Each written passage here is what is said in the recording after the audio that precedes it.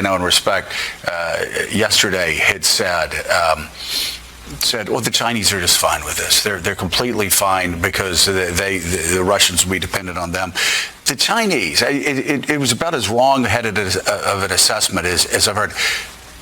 Russia, again, going back to Dr. Brzezinski, and he's right, just like Putin, they lose if the status quo is maintained.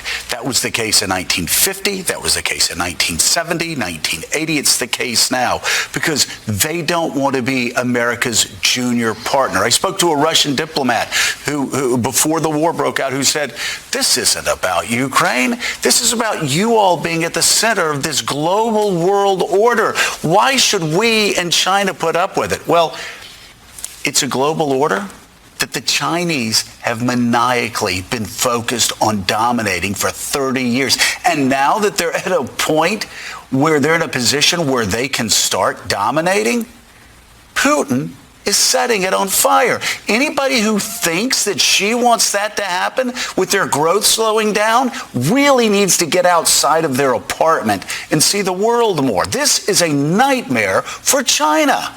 So China is integrated in the world economy, needs the economy to function dynamically, to keep growing and prospering. The Chinese like a more ordered world. They do like to have their hand on the controls, but they like a more ordered world than Vladimir Putin is bringing them. And I think they are beginning to exert subtle pressure on Russia. Russia doesn't have it. I mean, what do they got? Belarus. Right. If China really begins to pressure Russia toward a settlement, that's going to be a decisive factor. And Gaddy, what happens when America and the West starts focusing on these horrific war crimes and the human rights violations that we've just sort of pushed to the side with Russia? What do you start thinking? Well, wait a second. What's going on in China? What about the Uyghurs? Suddenly, all of these things that have been pushed conveniently to the side, people start focusing on, because if you're seeing human rights violations and war crimes happening in front of you, you start asking, well, what if there were cameras? What if we could see what was unfolding in China right now? And they know that. They don't want transparency. And Vladimir Putin, he's opening this opening up everything for China, for the world. What potentially could happen in Taiwan were China to decide that they were going to go and try and take Taiwan? I had a conversation about 2 weeks ago, before the invasion of Ukraine, with a Chinese economist based in Hong Kong who was saying, look, it is part of Xi's legacy.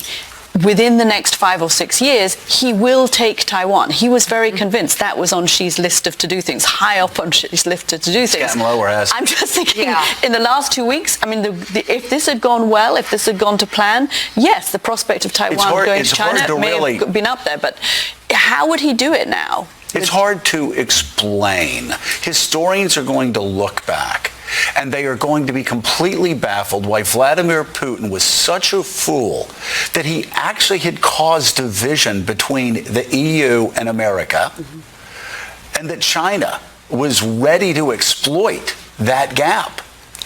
And he's just brought us all together in a way that we haven't been brought together since World War II. Not gone as planned. This is bad for Russia. This is bad. And you're agreeing. China loved the separation that they were starting to see between the United States and Germany, the United States and France, the United States and the EU.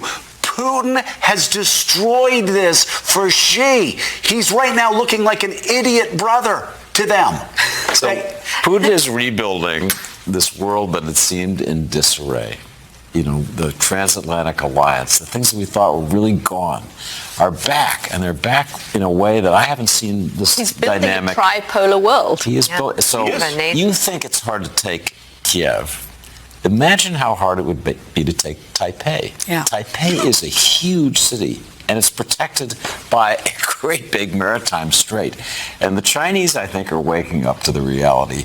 If the Russians are having this much trouble, holy smokes, how would we invade across the strait and in an acceptable time period be able to take? So I think if in many ways the outcome of this is the opposite of what people predicted, that this would pave the way for the new Russian-Chinese era. It's seeming to have the opposite effect.